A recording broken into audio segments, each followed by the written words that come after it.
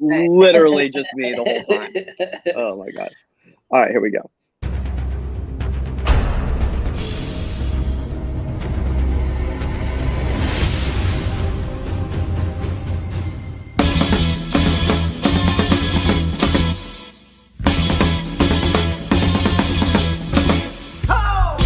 Welcome to Inside the 18. I'm Michael Magid, live from Hollywood, California.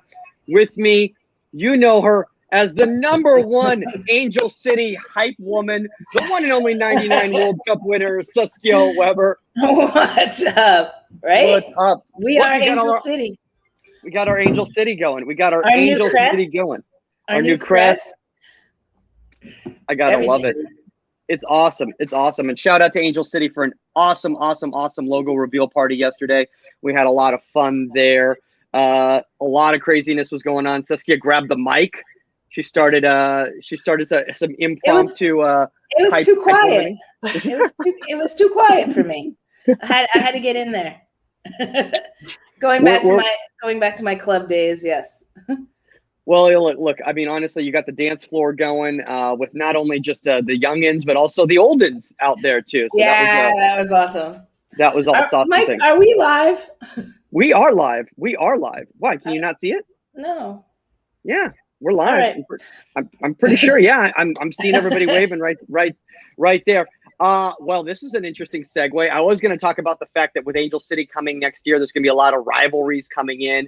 And one of the big rivalries, as we all know, is New York and LA. And obviously, to help out with that, we got Gotham FC goalkeeper Kailen Sheridan with us right now, all the way from Irvine, California. All the way. I can almost throw a rock at you guys. I love it. Hey, you know what? I will trade you Angel City for a Gotham FC t-shirt. Just because I'm a Jersey girl, I will totally trade you. Because apparently I pillaged all the swag, like we said. Okay, cool. I'll go back and pillage in a couple weeks. Okay, cool. It's a deal. Well, what you guys don't know is that Kailen's got like a retro sky blue collection going on as well too. So if anybody wants, everybody needs any of that. You got plenty of that. But what happens to all of that stuff? Is it donated? Is it like what happens to it all? The sky blue. I don't know club-wise. I know that I have a pile that is definitely at some point probably going to go to Goodwill. You know, you should give it to like hand it out at games or something. Yeah. Do people want that? Like the old stuff? I do. Like everybody wants like the new Gotham stuff because like that's cooler. Now it's just like sky blue. Well, yeah, but like how long ago did I play pro? Like in 20-something years when you bust out like a New York Power t-shirt. Yeah. It's pretty sweet. Yeah. Like it's pretty sweet. I'll definitely keep a few, but I have like 4 years of sky blue. That's true. That's true. Well, hold up. By the way, Kailen, do you have AirPods or anything like that? Oh, I do. I have them. Yeah, that would be There we go. Yeah, definitely. I don't know why I couldn't find this. There it is. You found it? Did you find it, Sask? You found it? Yeah. There you go. All right. Yay. Fantastic. Well, shout out to everybody who's watching live right now during the Euros going on right now. I was trying to comment about this, Kailen, while I was on mute the entire time during the pre-show. And Saskia's like, you're on mute. No one can hear what you're saying right now because I was apologizing. He was talking away. I was sitting here what is he doing? I was apologizing for the fact that like the Euros were going on, the podcast, we were trying to find the best times to do this. Kailen was heading to Japan. That would have been a weird time to do the podcast at like 2 a.m. or something like that. People would have been all over that. Can you hear us now? It's coming out of my laptop. Just give me 1 more minute. Okay, no worries. No worries. With the magic of editing, we'll be able to fix all of this. I think it's trying to connect to my phone. That's why let me turn this one off. It always loves that. It tries to do that to me too. The phone. And then it's like, oh, the phone. The phone's the worst. Yeah, let us know when you're good. Until then, Saskia, why don't you tell us a little bit about the dance party that you had yesterday? Those kids were awesome. You know, kids just love getting on a stage. Remember when you had no inhibitions, like you were just whatever. And yeah. I think the funniest thing was people thought I was going to dance. I can't dance. I will be dead honest. I can sing, or at least I think I can sing sometimes. I cannot dance at all. I can't. Yeah. It's a tragic sight. I can move in the goal, though. I tell you what, I got great feet and everything, but on the dance floor, forget it. I'm like a watcher. I'm just like the one that's sitting there, just like kind of bouncing. But the kids were great, and we got everybody hyped up, and it was fun. I mean, honestly, that's the most important thing is that you're able to get the kids hyped up because you want them to be able to come out and support and everything like that. Yeah, it was really great. There was a great moment. I was standing with Kobe Jones and Angela Hughley's and myself, and we were the three of the owners that were there to do the appearance, be with the fans and supporters and everything. And we kind of looked at each other, and the three of us, such diversity, like how far the three of us, have come. And it was just kind of a cool moment for us. Yeah, I mean, I think that's point. I mean, I think that's really cool. I mean, especially obviously there's been a lot of talk this past month about inclusion, diversity, representation, and all that sort of a thing. And to see kind of, at the front office level, at the executive levels, at the ownership levels and everything like that, not just at the player level or even at the coaching level, that type of representation, I think is just absolutely fantastic. Kailen, how are you doing with the I went old school. Old school. It's reliable. I don't know why it's not connecting. It is. And it's so hard to keep track of pods. So I know. Too many devices connected to it. I can't get them to stop. Well, let's before we kind of get into this topic, guys, which today we're going to be talking about short form distribution. Kailen, why don't you catch us up a little bit about what's been going on with you? Obviously, congratulations. You're heading to Japan. Yes. You got to get some tips from Saskia. Yes. On Japan. Okonomiyaki. That's what you want to eat. Okay. I will just say that. I don't know what I'm expecting on my plate. Say you want to go for okonomiyaki. It's awesome. I'm in for it. It's like a pancake, kind of, but it's made in front of you on a hot plate. It's got you can have it with meat in it. You can have it with vegetables, whatever, fish, whatever. And it's like pancake with the sauce on it and everything. And it's great. I'm in to try everything. I'm ready for it.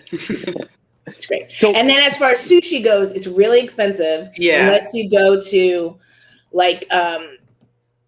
Gaiten sushi, like the one on the conveyor belt, and that's that's super popular in Japan. And that's like fast food sushi, but it's really good sushi. So. I've been to Japan once, and I got sushi on the way out, the last night.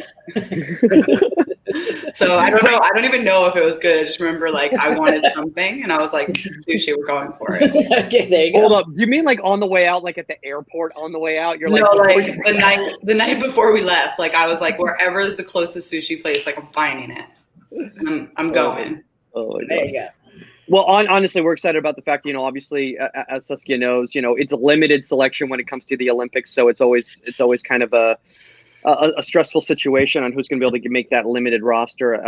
And obviously you made it, which is fantastic. And obviously this has been a difficult year, with the injury, during the game against the US earlier this year. And then obviously you rehabbing, came back strong, came back with Gotham, and honestly, Kailen, I mean, we're just so happy. We're just so happy for you. We really, really are. I appreciate it. Yeah, it was a weird time. I definitely didn't think this was plausible earlier on in this year. I think that was more painful than the actual injury. I mean, kind of walk us through everything, because I think this is important for a lot of young goalkeepers to hear out there, because this was. I don't want to say it was arguably your biggest game, but it was a very big moment on a world stage against, one of the best teams in the world. And to be in that type of a situation, and then to have to take a back seat and everything, and realize now you have to prepare for your season and everything like that. Was it more the emotional, or was it more the physical toll that kind of took it to you before you finally were able to get out there? Because you guys even had the Challenge Cup prior to you even being able to be healthy again. Yeah, no, it was definitely more emotional and mental toll than physical. I think a lot of athletes and even younger kids, they can push their body through anything, and you can push your body, but it's how far can I really push my brain to allow myself to get better and to be ready for this? So I mean, I was in some pain when it happened, but it was more confusion and like knowing something was wrong rather than like excruciating pain. Like it wasn't. I just knew something was wrong, and it was more like loss of feeling.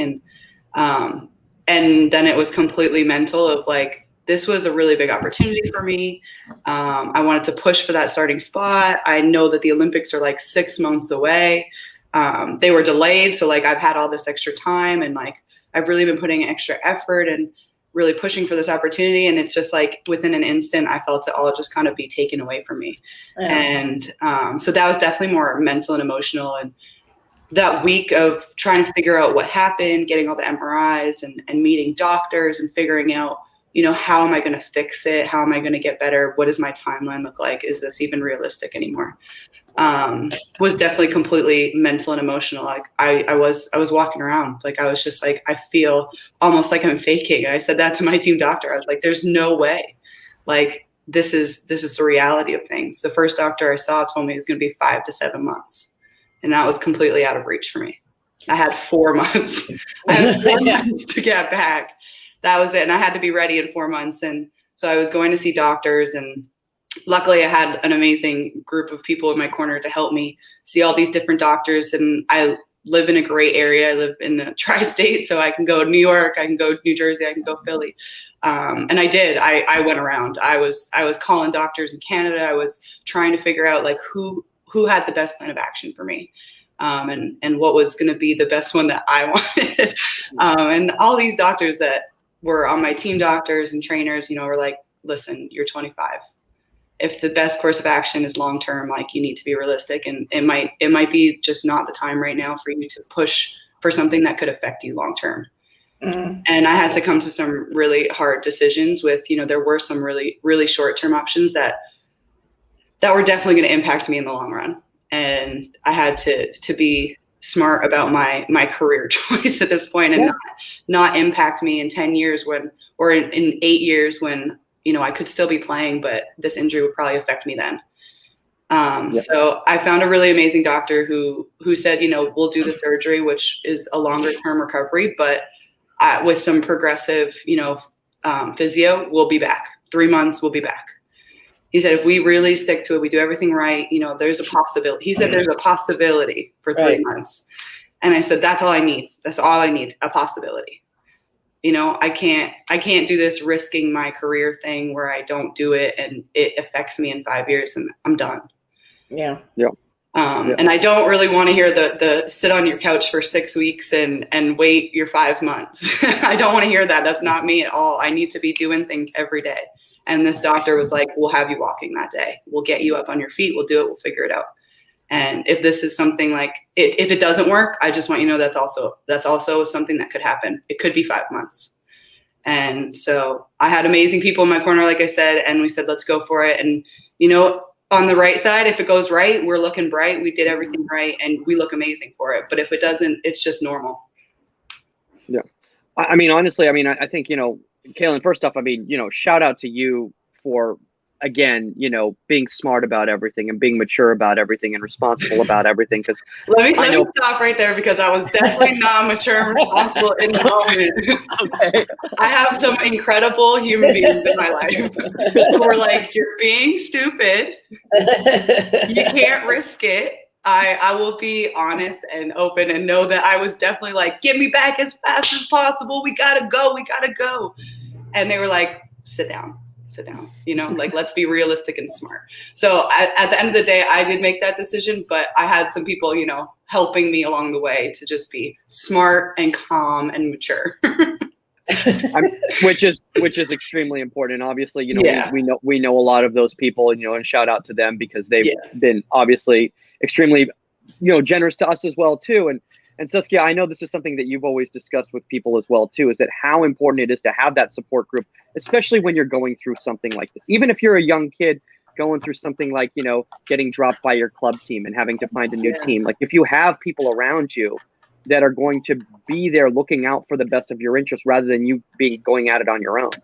No, absolutely. I think because it takes a certain amount of stress off you so you can focus on your recovery and everything like that. I mean, when I got injured in Japan and I came back, course, the Japanese told me I'd never play at a high level again. Then they also told me I had Morphin syndrome because my arm length was longer than my height or something. So whatever. But when Tony found out, DeChico found out, because he had called me into camp, and it was the day before I was going into surgery. And I told him, he was just like, I want you to take all the time you need and to come back as strong as you can. We were 3 years out of 3 years out of the World Cup and 99. And he goes, and when you're ready, call me and you'll be in the next camp. And so like that took a lot of stress off me. Like it took a lot of pressure, and I could focus, and I knew I had the support of him. So I focused on my recovery, and I went to the right doctors, the same thing. But just those comments, like people don't understand how far they can take you and how much they can help you. Yeah. And I think, also, obviously, something that was very different for you, Kailen, was coming into, obviously you'd been around, Sky Blue, Gotham, whatever you want to call it, for a while now, but a new goalkeeper coach, who you hadn't worked with before, and you're coming into an environment like that with a different coach, and you're injured and you can't do the same things and everything like that. But shout out to Daniel, because it seems like he was there for you through the thick and thin too. And obviously Didi, holding it down, while you weren't able to play, what a great run in the Challenge Cup and everything like that. I mean, it's just like, I just love to see how things have kind of turned around in that franchise, over the years. It's really such a rejuvenation over there. Absolutely. Yeah, definitely. I remember talking to Dan before, being like, we trained like twice before I left for camp. And I was like, it's interesting because I feel like coaches sometimes when you go to camp, like they struggle, like they don't know how to handle like you going away and coming back so much. And then I got hurt and I was like, and now you got to handle me away, not training. Like, how is our relationship going to change or develop this way? And I remember having that conversation before I left and being like, I'm not coming back to train anytime soon. Like I have to go sit out for weeks, and I'm really upset about it. But yeah, he definitely was super supportive. And I think it was hard for him at the beginning too. Like it's weird. Like you don't know what to do. You're the goalkeeper you came like, and you've talked to and like you've been working with is not there anymore. So it's weird, but I mean, he was completely supportive. And I think the person who texted me, like one of the ones right away was actually Didi. And like, she was incredibly supportive the entire time while I was injured. And she did an incredible job in the Challenge Cup, and she's going to do an incredible job all summer. And I'm just like, I think goalkeepers have such a weird relationship sometimes, but as long as you at the end of the day can just be really good human beings, that's all that really matters. Yeah.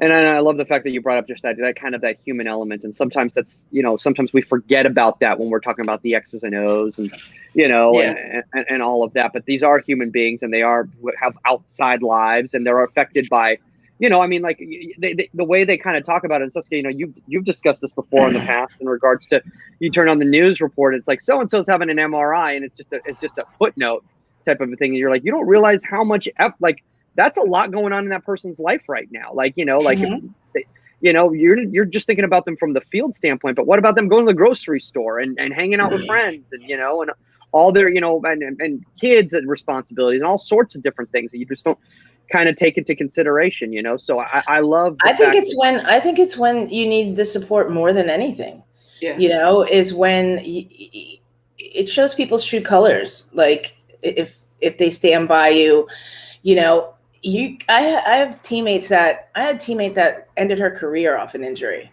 and when she didn't know it was a career ender, when she was going through stuff, she actually had a really hard surgery. She coded and stuff, because I won't get into it, but I know that the national team, I'll call it out, I don't care. The national team coach at the time never contacted her, never did anything, and totally turned her back on her. And it scarred her for a long time. She couldn't even watch soccer. She's come through that and everything, but I remember that's when you need support the most. And it really shows who your real teammates are and real friends are, and support. It's easy to support somebody when they're doing the best. Sorry. It's true. No, it is true. I feel like I got so much love and so many messages and for people I'd never expected to even like, I'm close to all my teammates, but like people you just, you don't talk to as much. And it was like every other day somebody was reaching out, and I was out for 2.5, 3 months. Like that's effort. And, that's something that turned me a little bit as well to be like, are you being a good teammate? Like, have you been the best teammate that you can be? Because, your teammates have been pretty freaking great to you. So, it's really time that you really take a look inside and be the best teammate. So I'm really grateful for both. Luckily have 2 teams. So both those teams have been completely amazing to me. And it definitely made me think, how can I be a better teammate? Because they were just so amazing to me. Look at this comment we got right here. Oh, gosh. I did think about game day, but I think Kailen is the best. Not biased in any way whatsoever. Just an average fan right there. Yeah. Just an average fan. Well, speaking since Daniel just came on, yeah. Since Daniel just came on right there, and he's an X's and O's kind of guy, let's kind of segue into this topic. But I did think it was important to talk a little bit about that, Kailen, because I think it's important for the kids to hear your journey from your own mind. We can talk about it on the show, but actually coming from you, it's a different thing. But today's topic, guys, the reason we have Kailen on is honestly, I think she's one of the best in the world when it comes to distribution. And whenever we think of a distribution topic, we have to have Kailen Sheridan on. It's short form distribution, which is something that I think a lot of kids take for granted. Kailen, maybe for some parents out there listening who don't know what we mean by short form distribution, what do we mean by that? Yeah, I think it's over like a distance of like 20, 30 max. Like, I think it's very short. It's more, you can go from your hands, you can go from your feet, but it's more of like a not trying to hit in behind or overpass over too many people.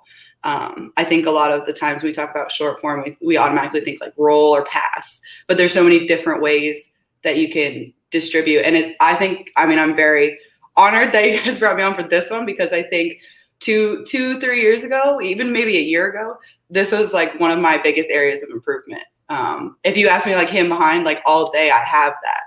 Mm-hmm. But short term, like or short form or like medium range, that's where people were like, I think that can be better. I think you can be better with that. So I'm definitely appreciative that I'm actually in the running for anything on this topic.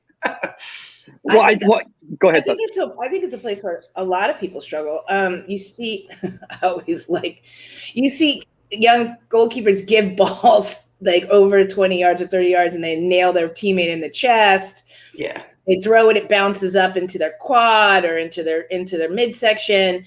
And that is just so, it can't happen because it's got to be a ball that can be just one touch controlled easily, because usually it's quick movement, quick transition, knocking it around. So if they're having to take 2 touches just to control the pass that you just gave them, then you're in a world of trouble. And I think a lot of young goalkeepers struggle over that distance. I think it's I'm not saying it's easy to knock a ball in behind. It's not either, but I think there's room for like the ball to bounce. There's room for it's just a little bit more like thought process, I think. Like I think what challenged me a little bit is my coaches, even on the national team, were like, I don't care if you get it there. I want to know if they connected.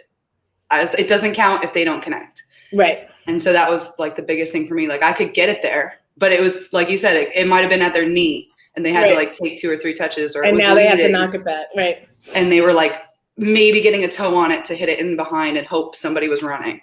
Right. So it was more like, is this ball going to be beneficial for the next person? Yeah. I think one of the things that I see a lot, especially at the youth level, and we've talked about this, Saskia on the show and everything. Kailen, I'd love to get your feedback on this and everything like that. But is that a lot of young kids look at just, passing the buck, passing the responsibility. Like they're like, I don't want the ball, you take the ball. Yeah. And they're not really thinking about the purpose of why they're playing that ball. Right? That was me 100%. Just get it away from me. I was like, thank you, you take it, figure it out. I don't know. Not my problem now. No, I think I'll be here when you lose it. That's my job. No, I think that's huge. I think that comes back to like something we talked about before on another episode of just like absorbing pressure and like kind of bringing pressure to yourself. That's something that like we talk a lot about at the Keeper Institute, and I think they've talked to you a lot about that. And they really challenged me to do that way more, is like, how many people can I bring into me to make that so much easier for the next person? And can I bring on pressure so that they don't have pressure? Like, can I take it on for somebody else? And before, like, I don't know, 4 or 5 years ago, I've been like, why do I want pressure? They're outfield players. They should deal with it. Yeah. And I think that's like a huge piece in this like short range, medium range passing is, if it's long, like if you absorb pressure, the person in behind really doesn't affect anything if you take the 9, right? They're more dealing with the center backs, outside backs. So it's more like when you're playing these short-term, medium-range balls, like you want to bring as many people to you as possible so that they have time and space. Mm-hmm. Yeah, absolutely. I love what you're saying right there. You know, and Saskia, obviously, this is one of the things that we really discussed a lot about. The fact is that, like, just because you're playing a ball, again, doesn't necessarily mean that you're helping the team. And Kailen, by the fact that you're bringing up about absorbing the pressure, that's scary, especially as a young goalkeeper. That's scary to let all these people come in at you. Because it's intimidating. Nobody's asking you to take on. So, like, yeah, like don't try and dribble the team. Maybe maybe like 1 or 2 people sometimes. Yeah, little kids out there, don't be so literal, please. Maybe one person. But again, my favorite, that passing the buck. I love when there's like a defender like less than 5 yards and you're just like, here. Why? What are they going to do different? Why is the defender standing right next to you, number one? And why are you giving them the ball? Like, yes, get out of there and, be comfortable in that. And it's obvious to us when you're passing the buck, just kids out there, Oh, well, but another thing too is that, for young outfield players out there, you need to talk to your goalkeepers, because I think one of the biggest issues is that a lot of young goalkeepers, that player that's standing 3 yards from them is demanding the ball. Yeah, they're like feet, and you're like, that one's really tricky. Like, that's a mental thing. I honestly still struggle with sometimes, because they just want the ball so bad, and you're like, well, I want to give it to them. Like, that seems like the right decision, and you're like, honestly, you got to just like have a little confidence in yourself. Like, that if I'm even questioning it, maybe it's not the right decision. Yeah, I have to tell my keepers, I'm like, you've got to tune them out. Everybody wants the ball. Everybody's like, Lauren, and like, give me the ball. That's going to explode. 100%. Make your decisions. Eventually, they'll realize all their yelling isn't going to make the decision for you, and they'll hopefully stop like down the road. But it'll drive anybody crazy. And the worst for me is the face, because then I'll get the face on the way back, and it's like, oh, dude, like, come on. Like, I'm like, I understand you think you're amazing, but like, you have to think of, no, they're thinking about themselves a lot of the times. They're like, well, I can handle this situation right here. So-and-so, like, that's not, I'd have the ball, or that type of a thing. And then that's a whole other discussion. That is a whole other discussion that maybe I need a therapist for. I don't know. I want to talk about a little bit before we kind of get into some of these clips and stuff like that, bowling. Because again, this is something that I just don't think people practice at all. I think, like, they teach an 8-year-old how to bowl a ball, but they don't give them the reason why they're doing it. They just teach them the mechanics of it. They're like, hey, and if your player's close to you, you just roll the ball to them. They're like, okay, cool. Player's close to me, I roll the ball. But like, Kailen, obviously there's a purpose for this, and and you can use it as a method of disguise and that sort of a thing. Yeah, I think I've never talked about it so much in my life. And honestly, like this year with Dan, and he's challenged me to use it as a tool that really beats pressure and beats teams. Mm-hmm.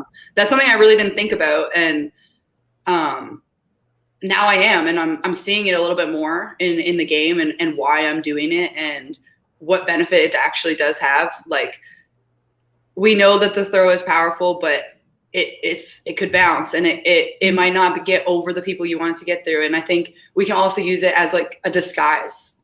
We always talk about like, what kind of disguise can I put on it? What kind of deception can I add to my game in order to move the other team? And it's definitely been one of those tools that I didn't even realize I was using. Just like a little, I really wanted to play that midfielder through. And so I was ready to go, and I see the forward tucking in, I hold on to it, and now it opens, one of my outside backs or my center back or even higher up the field, because she just tucked in. Yeah. So it's definitely something I never really put too much thought into until now. Yeah, it's funny because like I think that there was a space in there that like all of that was kind of lost. Like we were like feet, we got to get better with our it's feet. like everybody would roll the ball to themselves and then kick it. And even if it was short. And I was just like, why are you doing that? Like just throw it or bowl it. Like, and then so I would set up small goals and I'd be like, all right, we're gonna do that. You roll the ball to yourself after like pulling that across something, and now I want you to hit the small goal. And like pretty much not hitting the small goal. It's like a lot of misses, near misses, and stuff like that. And then I'm like, okay, now I want you to take the cross down. Now I want you to bowl the ball, or I want you to throw the ball, and everything hits the goal. And I'm like, what's more effective right now? Like, in this short distance, and more accurate, more effective that you control, and less steps. Like you're not standing, you're not rolling the ball. Everybody's watching you roll the ball, then kicking the ball. There's a quicker transition in it. The ball's in your hands. There's a quicker transition. I like it. Yeah. Sorry, I'm old. No, it definitely. I agree. I think I didn't think about it, and then like even at training, or even training at TKI, like we'd get into like competitions or something, and it would get into and then put it down and distribute. And I would get so competitive where I would like, why would I put it down? It's right there. I'm just gonna roll it in, and I'm gonna get a point. Mm-hmm. And like I would cheat the game because you were supposed to distribute, like put it down, but nobody ever specified what the distribution was. It was just make the save and distribute. So I'd be like, this is 10 times easier. I'm going to get a free point. Yeah. I'm making sure my team wins. Oh, Kailen, you're that. Everybody's like practicing. You're that. Oh, figure out how to win. Absolutely. Yeah. I would be like so upset when I lose, even in training. Like, I'm like, oh, like that's not cool, man. We would play small sided, and I would kill it because I would throw, and I would like. Oh yeah, I throw so much in small sided. Find this, and I'd just be like, boom, boom, boom, and just be like, quick transition. There's no offsides. I'm like right in behind. Yeah, just it in behind. Goal. You guys keep rolling that ball to yourself and try to kick it. I just scored 5 goals on you in that time. Last comment. Damn. He should be on this. Yeah. If you wanted to join him in. World's best bowler of the ball. She bowls at a pace that is like a pass. Look at that. It is helpful in transition. It's definitely helpful in transition. Yeah, I agree. But I want to ask you about that too, Kailen, because the thing is that I think that a lot of goalkeepers, they think of the fact that anything with the hands they look at as like, oh, that this is a last resort, like a bowl is a last resort.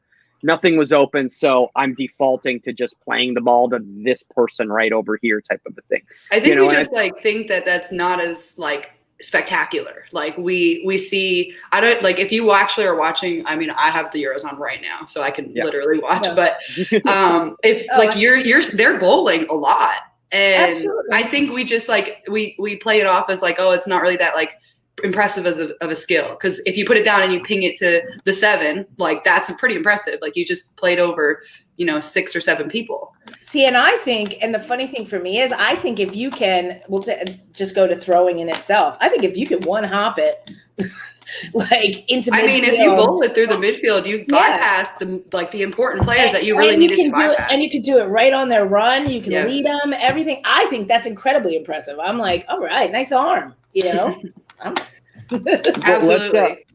Let's do this. I'm gonna pull up a clip right here of Kailen bowling, and let's. Wouldn't it be funny if it was like bowling? Yeah, it was like actually like I was just hitting strikes all day. Hold on. What'd he say?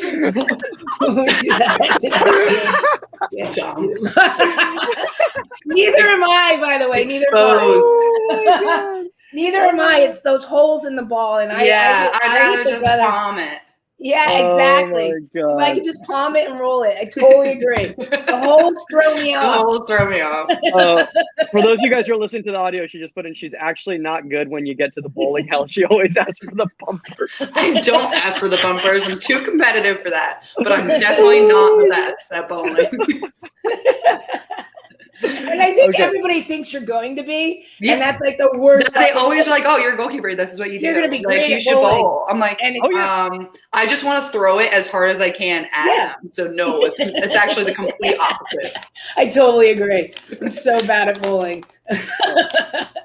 Okay, I gotta find these. Where the heck did that? If anybody What is- doesn't know, Sweden or Switzerland and Spain are tied. It's fine. Oh, they are tied right now. Yeah, 80-minute. I know Mike has a very bad habit. Well, look. Okay, look. This was my fault. This was my Kailen's fault. This one was I'm my trying fault. my best. People are like, well, they're like, people have been commenting. They've been reaching out to me, and they've been like, "Hey, you guys haven't been doing a lot of shows lately." I'm like, there's like There's an international tournament on. Like, I don't know what to tell you. Well, you gotta love that they miss our show. Yeah, that's it.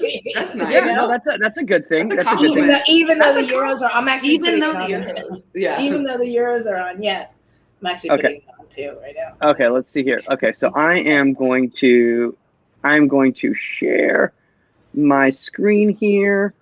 Just a window here. All right. Okay, let's see here. Can everyone see this right here? All right. Okay. Can everyone see? Yes, Everyone see? yes. Okay, yes. cool. Awesome. Okay, cool. And okay, well, no, that is not working. Okay, hold on one second here. That's God, I okay. hate- She's watching the game. So. I It's know. all right. Well, let me know when you're ready. They're taking Yeah, I'm watching. They're I'm taking watching, Shaqiri off. Why? I'm watching over here too. All right. Okay. Oh, Sweden's All right. playing with 10 men. What? Switzerland, yeah. Switzerland? Switzerland, sorry. Like 2 minutes Yeah, ago. don't say that we again. got Don't say that. Don't say that. Sorry. Tuesday I was doing my comedy show and someone was like, "So you're rooting for Sweden, right?" And the guy's like, "Switzerland," and they're like, "Oh yeah, okay, sorry." They're not big fans of. They're not big fans of that. Okay, so let's. All right, so now video file. They can get over it. Now, all right, now can everybody see? Yeah. Yes. Okay, beautiful. Okay, so I think this is the situation that's going on right here. I think.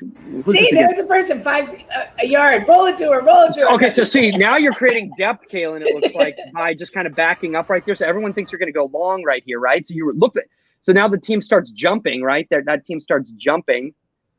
And then, well, I'll just play it in long time so everybody can kind of see. And then it's just a simple bowl right there and then a pass back right there. We'll play it one more time in real time. Yeah, I think the beginning of this one, it's like that little, like I look at Jen, who's our other 6 or Yeah. 8, who's deep, and it moves sync. You can see their 10 kind of take 2 steps to her left when you play it on, and it opens Yeah. Allie a little bit, which if I think we can, it just, even if she bounces it, it moves people. So she shifts, and I think Allie can even turn here. But even if she bounces it, it opens people up because now that 7's coming to me. Yeah. Yeah. Let's play one more time. So here again, you're dropping back. Everyone assumes you're going big.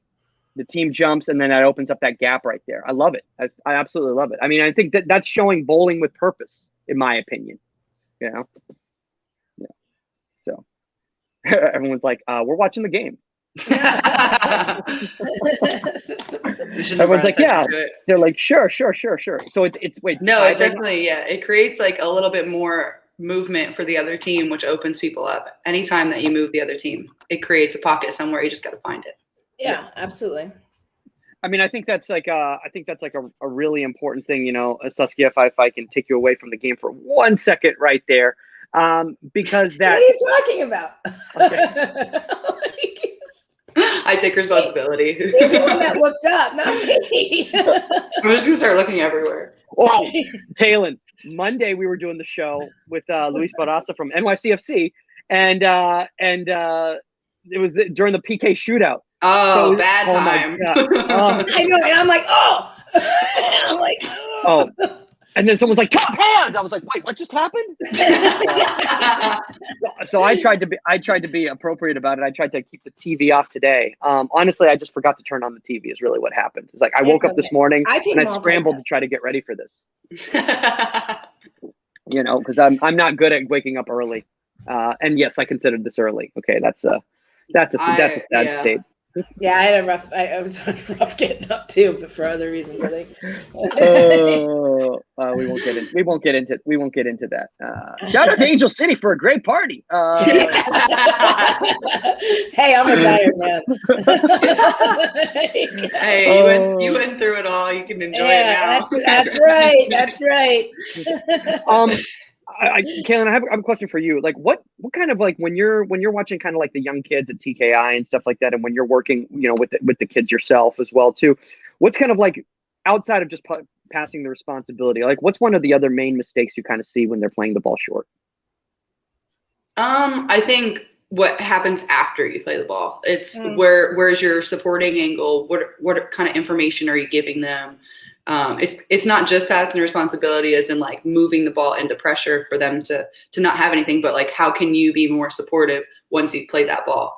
So once I play that ball into alley, like I want it back. I'm here if you need me. Right. I'm dropping 2 yards just to give myself a little extra space if she does need me, and then I can be better for the next player. I think we kind of like pass it into pressure sometimes, and then we forget that like we're the 11th player on the field. Like we need to be supporting and be helpful. So I think that's just something. Like once you pass the ball, your job's not done. Absolutely. Yeah. No, and I mean, I think that's like a really, really good point, because that off the ball movement can really change everything. I mean, I think that you might not even get it back, but you could draw a forward. I feel like a lot of times now in our league, like people know that our defenders might want to use me, and so they come and they get ready to pressure me, which opens up our opposite side center back, and it's actually easier to get out. It changes what they have to do, and how they have to do it. I mean, we have that because we use Lauren so much at UCLA, and she's so good with her feet that like it changes, and that's a good thing. Now you're manipulating what their forwards are doing, the pressure they have to put, who they have to. If they know you're not going to play it through your goalkeeper, then that makes their job easier. They're like, great, I'll just play on the center backs and it's 10 on 10. Like absolutely. It's just we're not up a man. We can 100% be up a player if we just kind of shift a little bit and either draw pressure or create space. Absolutely. Yeah.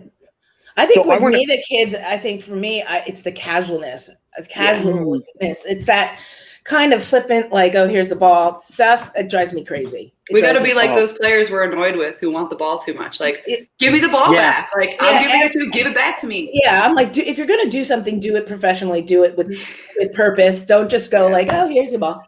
You know what I mean? I think that's one of the biggest problems is I think, a lot of young goalkeepers, they play in like spurts, and spurts of activity. And like, it's like when I have the ball, when I want the ball, when I'm saving a ball. Other than that, I'm passive. I'm a passive spectator of the game. And, Kailen, you even talked about the fact that, like, they were worried for you, last year at the Challenge Cup, because when they put the GPS on you, you were moving like as much as the outfield players. So they were like, "Hey, are you okay there? Everything all right?" I think Didi had the same thing in this Challenge Cup. Like I've had it in this season. I mean, even if a player plays 70 minutes, like ideally we're not running more than them.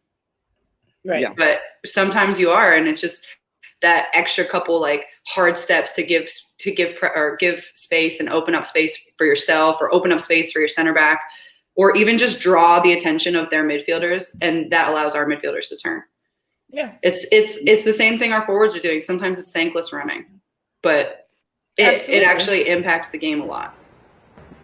So I want to play this clip right here, and I think you can kind of walk us through this. I think this might be against Portland right here, but again, it's another example right here. Short form distribution. You see the chase coming in at you right here. Well, we'll play it in real time. Chase coming in. See, just a simple ball right there. And then, but that's that off that ball movement. See that off the ball movement we're talking about, kids, right there? Is that the second you played that ball? Look at how much that pass draws that player, and now that opens up her outside back. Like that player goes to you. Now you just have an easy outlet with that pressure. 1-2 out the other side, and you guys are out and under control. Yeah, I think like a big thing that, at TKI and even Dan, like they all challenge me to, as I'm playing that ball in, like I'm putting my arm out. That's where you need to go. Like I don't want it. She needs it. She's wide open. Yeah. And like sometimes you play that ball and you're like showing, or you're like, okay, figure it out. Like you can turn maybe, but you're not giving like important direct information. I think that visual is something that we talk about a lot. Like you can be verbal, but you can also be very visual. And with midfielders, they don't have a ton of time. So if you're playing your 6, you're playing your 8, like they don't have time to take as many looks as you might want them to sometimes. So especially if you want them to play on 1, you need to like let them know as soon as possible. But I think I like the fact to say that you not only right here where you're putting your hand out or whatever, but as you put your hand out, you say, no, that play it. She's got it over there. You drop back to create depth to support as opposed to staying tight there, right there. Because so now you've created a much better passing angle if they do need to play the ball back to you right there. And I think a lot of young goalkeepers don't do that. They say, hey, play the ball over there, but they're still moving with the ball too. So they're like, well, why do you want me to play the ball over there? You're going there too. Yeah. So if that makes any sense. Yeah, definitely. Okay. You just checking if that made sense? Confirmation. I'm checking to make sense. I'm checking to see if everybody's watching the game. I don't know what's going on here. So. I'm looking at the screen. This means I'm watching the game. Is it going in extra time? This means I'm watching the game. I know that means this means I'm watching the game. Okay, I can't do it. 90 minutes, so we'll probably be going with extra time. Oh, okay. Look at this. MCD Colossal Keepers asks, any tips on teaching the sidewinder technique? Like a side ball, yeah. I'm still working on it too. I think, it's something that definitely we can bring into the game more. I work on it almost every day of training, honestly. I just hit a few after training. And it's something that I've wanted to, and like Jill and Dan have all like challenged me to be, that's something that I can be good at and I can bring into my game, and like an element of my game that I can be a little bit more threatening with. For me, it's just about the consistency of where I drop the ball, or where my foot makes contact. I feel like the more I make contact under obviously the higher it's going. So it's more just getting my hips up and getting flat on the ball. But if I don't drop it at the right height every time, if I don't get that consistent little toss up and know where it's going to make contact, that's where I start to, get under it, get over it. So it's just really getting consistent with the release. Yeah. I think that's huge, because you see a lot of kids, it's too much. They throw it up. They throw it up. I'm like, you're like oh waiting my for God. it to come down. I know, and then trying to hit it. I'm like, you just made that timing 10 times harder. And I'm like, who can do that? I'm like, just drop the ball. What are you doing?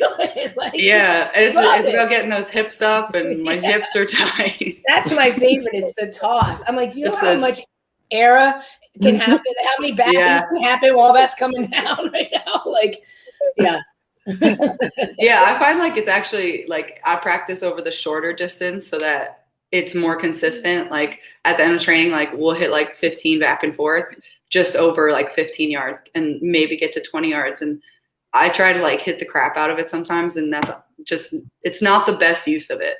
It's a good like 20, 30 yard, find the chest. Yeah. And I want to say that I would say that the sidewinder is kind of like the last bastion of short form distribution, as in like, before, like a ball on, a player on the outside wide, going towards the sidelines, that sort of a thing. And just before you're getting to midfield, that type of thing, if you want to get a quick outlet. But for me personally, it's a rope. It's a driven ball, kind of low. Yeah.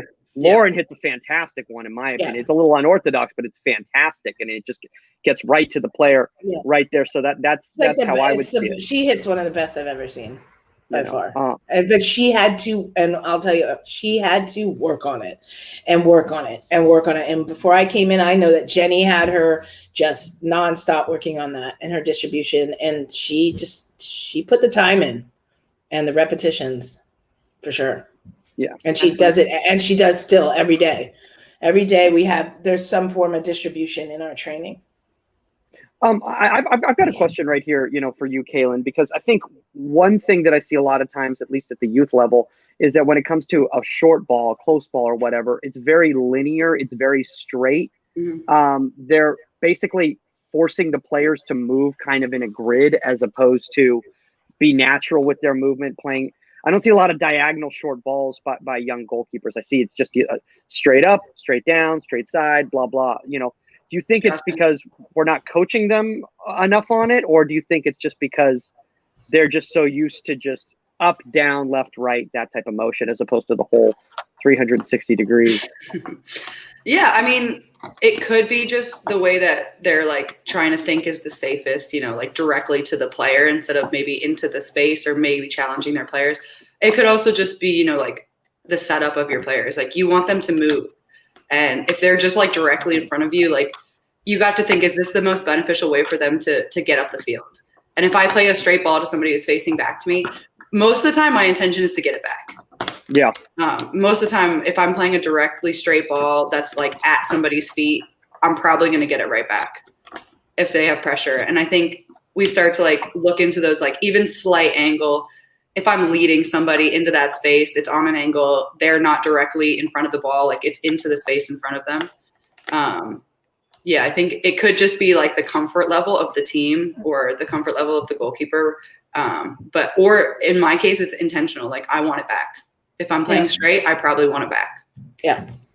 Yeah. And I think that's a really good point, is that you want to be involved in that play. You know, it's not just, oh, I'm playing that ball and now you guys are going to do with it. Like the reason I'm giving you that ball is because now I'm going to be part of this build out. I'm going to be part of this. Yeah. This I feel build like, out. yeah. The only time I play like a straight ball is if I play it like into our 6, I want it back and I can draw in that pressure and find somebody else. Or if I'm playing off a goal kick with the new rules, like we can play into the center back. It's like a really good tool if they're pressing high and we bring them in, we play to the center back and I can just clip it into the outside back right away because they've just decided, oh, I played to the center back, I'm closing. Right. And now they've opened this nice big pocket for me. So it's like most of the time if I place a flat ball, I'm getting it back. Yeah. Yeah. Yeah. You know, I think one of the things that I'm actually just thinking about right now, and Saskia, I don't know what your thoughts are on this, but I think one of the reasons why a lot of kids play those direct balls right there is because the weight of their passes short are all over the place. And so they start playing balls into space and players don't get to the balls and they get frustrated and stuff like that. And so they go, well, I'm never going to do that again. Yeah. I mean, it's their accuracy, everything. And so it's passing the buck. It's if that's the reason you're doing it, it's because you can't play a nice straight flat ball for a distance and everything. Again, it's you've got to train it. You got to train it under pressure. That's another thing. That's a big thing. Like you can take a kid out and you can have them, you know, pass and pass and pass and pass and pass and pass. But what are their decisions and how are they doing it if somebody is coming and pressuring them? Yeah. You know, where is their confidence? Are they still giving a good weighted short pass? Are they doing it properly now that somebody's coming at them? And you have to put them under pressure. You have to. Yeah.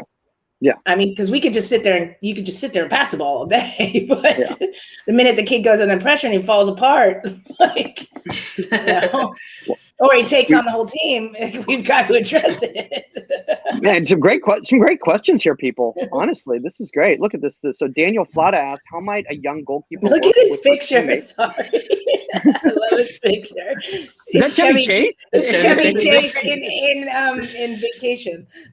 Awesome. Sorry, read it again. He goes, I thought that was him in the car. I was picture, and then I got closer. I'm like, that is Chip. That is a retro picture. How might a young goalkeeper work with her teammates to introduce or communicate aspects of short form distribution at practice? Future goalkeeper coach of the year, Kailen Sheridan. First of all, just really quick, Daniel said he's on vacation. That's why he has that. I love it. Good sense of humor, Daniel. That's awesome. Yeah, I think you can. I mean, when you're working with a team, like anytime you're in practice and you're in with the team, I know like we work a lot on our own as goalkeepers and we kind of have our own little sport within a sport sometimes. But I think anytime that you go back in with your team, like that's an opportunity to work on the communication side of anything. I think just developing those relationships and being really clear with what you are expecting from them and then asking the question of what they're expecting from you and just getting them used to like the language that you use. I know like different goalkeepers use a lot of different language. And I think it's important that they know what that language means. Like I like to say home, you know, if I want the ball, like you have home. Cause I think back sometimes gets a little confusing with my teammates. Just like there might be another player, like they could play the center back, but I want the ball, home is home. So just being really clear with what each term that you want to use means. And then being really intentional about in practice what is that opportunity for me to use that short form distribution or the communication in order to achieve that. I think we can do it so much more in practice than we can in a game. We get a few opportunities here and there sometimes, and they can get scarce. But in practice, a lot of the time, like, you're on the ball. Even if you're not on the ball, it's using that communication to really cultivate those relationships with your back line. Yeah, I mean, I think you just brought up by the way, home. I'm stealing that. I don't know. That's awesome. I've never heard that before. I really like that one. I'm going to start telling kids to like say home, as opposed to. I think everybody has like their own one. I think we need to like make sure that we understand. I just realized that like we kept saying back, and they just kept playing our center backs in pressure, and I was like, they think I mean play the center back. Like they mean closest player, and this. Yeah. It just created a different and I learned it here. Like they were already using it in Canada, so I was like, I'm just gonna take it and I'm gonna make all my teammates understand what this means. I love it right here. All right, I want to play this this clip right here. Let's see if I can get this onto the screen here. If this is the right one. Okay. Oh, okay.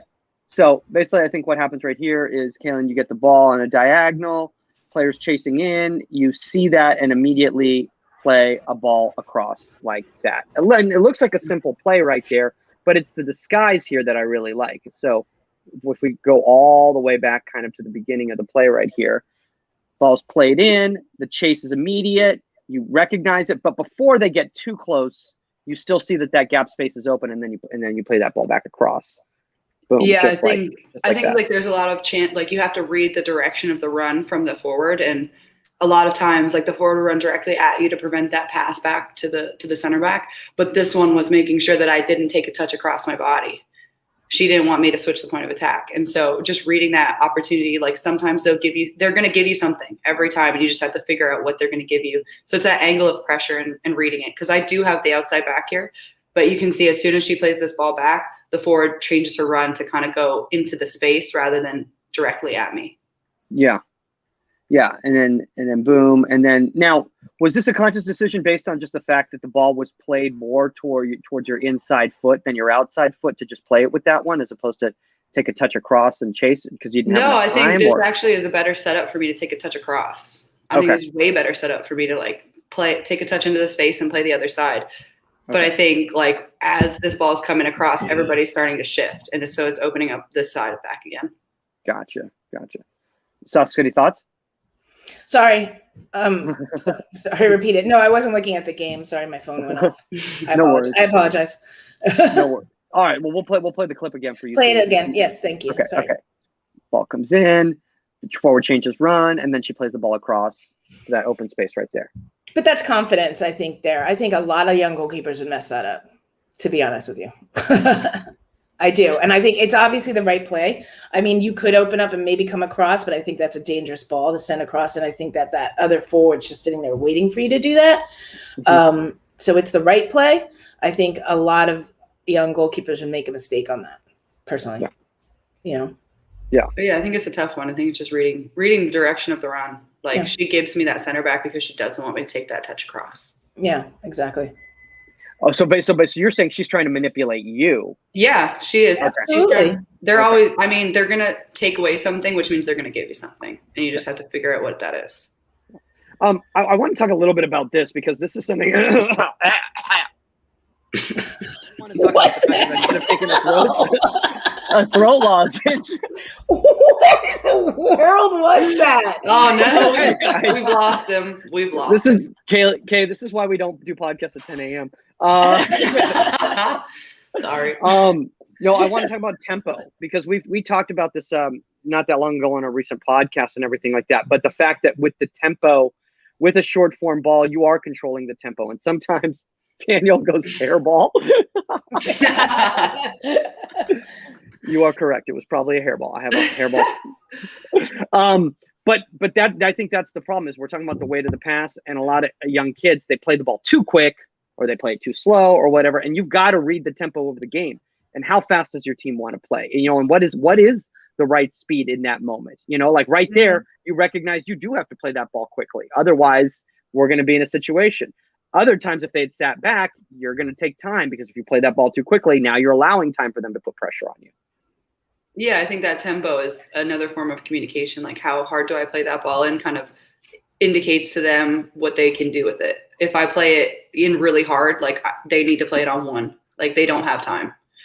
If I play it into like a leading pass, they have time to turn. I think the ball that you give them kind of already tells them what they have potential to do with it. And then you're just adding the specifics verbally or physically.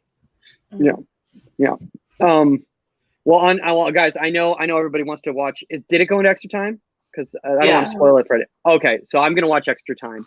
So I know everybody's got a busy schedule, so we'll start wrapping up right here. Kailen, thank you for doing this while the Euros are going on. Honestly, that means a lot for us, you know. And we're sorry it took so much time to find a time. No worries. You know, we'll wrap up in a second because we want to talk to you a little bit off air real quickly before we get going here.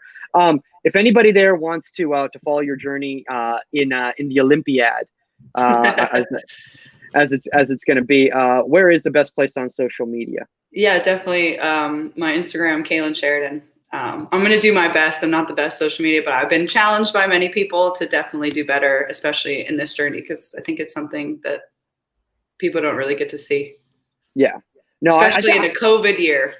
That's very true. I think you do a pretty good job, and you're a pretty darn amazing personality, coach, player, all that sort of stuff. So the world can benefit from your acumen.